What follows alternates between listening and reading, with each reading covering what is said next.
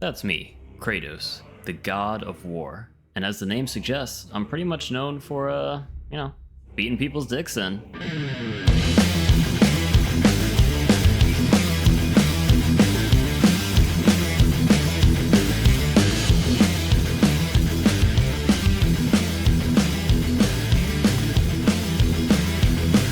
So yeah, I think everyone knows by now, if there's dicks around, I'm beating them. What did he say? Anyway, ever since seeing my late wife's prophecy of dying in my son's arms, I've been a little on edge, so I've been training Atreus. Loki. The kid goes by many names, but I want him to be able to fend for himself when I'm gone. I even recruited my friend Freya to help with the training. Oh, there she is now. So, like 3 years ago, I killed her son, Balder, to save her life, but I was really afraid that we wouldn't be able to work past it. But it seems like things are good now, and oh, never mind, she's still pissed.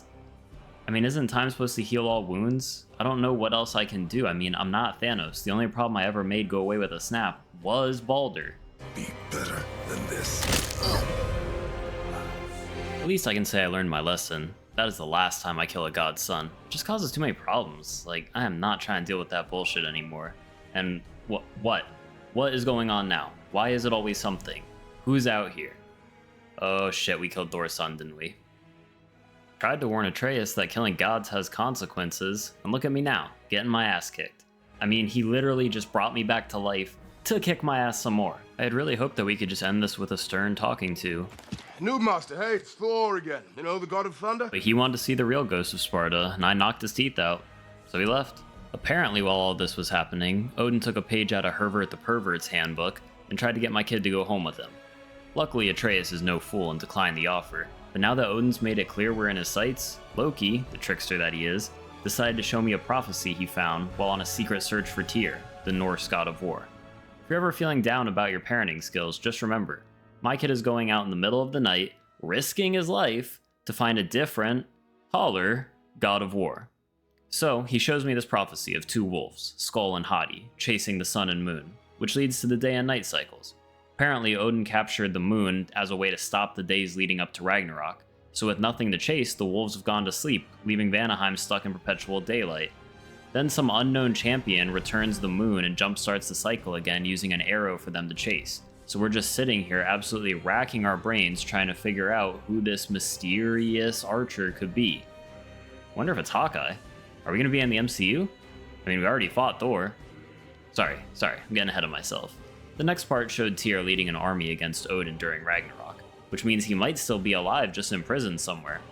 Based off all the clues Atreus had found, Tyr was supposedly imprisoned in a place of black smoke and bleeding earth, which sounds like some industrial dwarf shit. So we head to Svartalheim. But when we finally found him, Tyr was nothing like he was fabled to be. The god of war of these realms was broken, defeated, and frankly, he's a bitch. I said.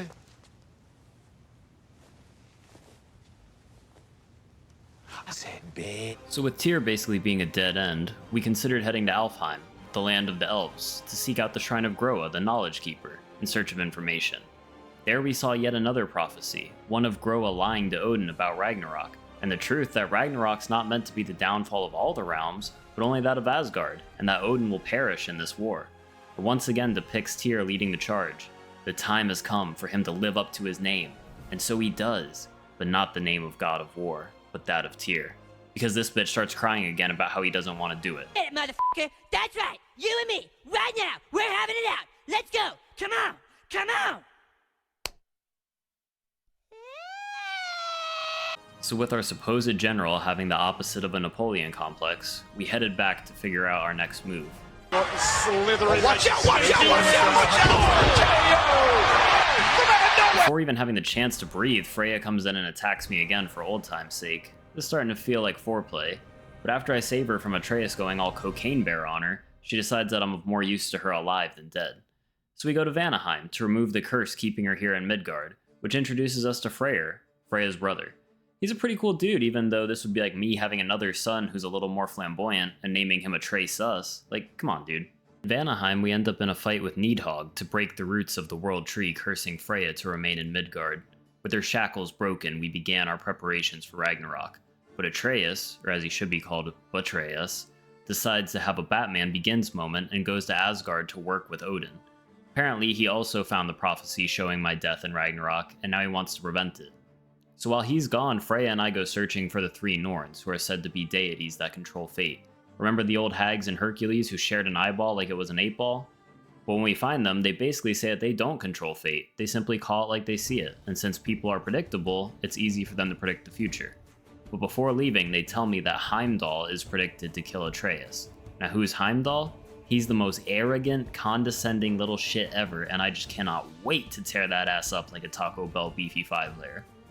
Unfortunately, he apparently has never been touched in battle because his power is to read intentions and know your moves before you even make them. So Brock and Sindri suggested a new weapon to fight him. Now I know I said I was turning over a new leaf, but when it comes to my son... No code of ethics, I will kill anyone, anywhere. Children, animals, old people, doesn't matter. I just love killing. Brock and I forged on to create my new weapon, a spear that explodes on command and can be resummoned infinitely. A weapon fitting of a Spartan warrior.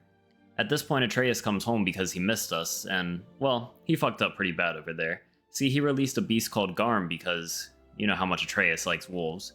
He wants so badly to be San from Princess Mononoke, but just keeps ending up as Ashitaka. I feel like he would be one of those kids in school to Naruto run to the lunch line. So, Garm's not only huge, but he also has the ability to tear holes to other realms and basically starts wreaking havoc, which isn't good for anyone. So Atreus had to learn a tough lesson that you can't save everyone, and we killed Garm. But then Atreus put the soul of Fenrir in him, and basically it was a waste of a lesson because he got his pup back, and now we have to live with Clifford the big red fucking dog. I mean, that's gotta be against the HOA. With Garm taken care of, Atreus tells us what he learned in Asgard.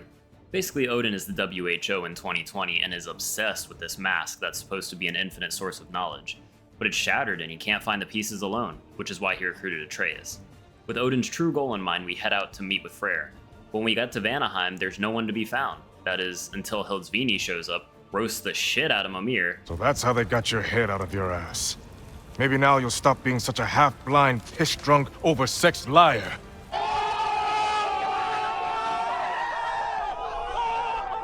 Remember that prophecy of the two wolves chasing the sun and the moon? Well, in a shocking turn of events, that champion who returned the moon turns out to be Atreus. So, as a parting gift, the wolves give us an item that allows us to pull on Ed, Ed, and Eddie and change day to night, which will help us make our enemies say, Jump into Jehoshaphat, who turned out the sun? After this, we got word that Freyr's been captured, but on our way to finding him, guess who shows up? Heimdall. Little shit served himself up on a silver platter. But when it came down to it, I couldn't finish him. I didn't want to be Kratos the God Killer anymore, and psych, I killed his ass, and let me tell you, After all of this, we were now ready to bring the war to Asgard, but Tyr, in a hat trick of bitchery, wanted to infiltrate sneakily through some hidden way he knew of. So Brock started hitting him with some detective-style interrogations about how out of character he's been acting and just weird stuff that doesn't really add up. So Tyr pulls a knife, kills him, and reveals himself to have been Odin this entire time. How I'm saying, talk to me, bro. With the death of my comrade, it was time to go to war. So we have our endgame Avengers Assembly moment and attack. Even from the start, it was clear we were winning this war, but as I looked at all the innocent lives being taken and watched as my son told himself to close his heart to the violence, I realized war, and the senseless killing that accompanies it, only generates more hatred, and the only way to end the cycle that's plagued me my entire existence is to be better. So I left my comrades to slow down Ragnarok, while I went to fight Odin alone. But before I could get there, Thor and his beer belly tackled me like I stole his dessert, and we had our final fight. No more. No more. For the sake of our children, we must be better. I had finally gotten through to Thor, gained an important ally, a friend perhaps. And it's gone. What? It's gone. It's all gone. According to the prophecy, Thor was supposed to kill me, but because we were better and decided to change for our children, we broke free from destiny and chose our own fate. Now as part of my own path, I choose to kill Odin. He's a crafty bastard though, and had us on the ropes, when suddenly he started choking like a sea turtle on a straw thanks to Freya. As I watched her choke the life out of Odin, I couldn't help but think back fondly to the time she choked me too. I think I might be in love. With one final trick up his sleeve, Odin broke through the earth, disrupting the fight and leaving a choice that only my son could make. For this isn't my story to end, it's his. I was destined to die here if it weren't for his choices. So he chose to break the mask, wombo combo Odin,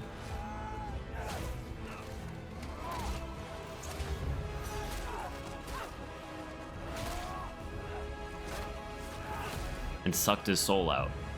What? Bro, what are you talking about, man? Maybe we'll find use for Odin someday. Maybe he can change his ways. Alrighty, I guess that's that. When it was all said and done, there was one final prophecy left behind by Faye, showing that the giants are still out there, waiting to be found by our son. This is his journey to take alone. Loki will go. Atreus. Atreus remains.